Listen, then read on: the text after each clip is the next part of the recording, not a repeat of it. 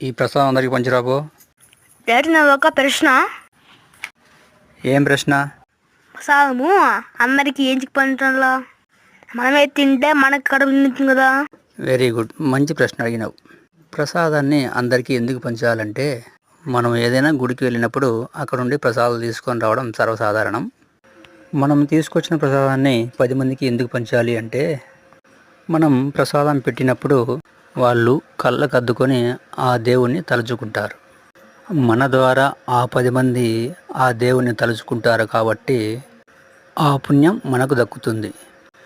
అంతేగాని తెచ్చిన ప్రసాదం మొత్తం మనమే ప్లేట్లు తినాలని అనుకోకూడదు.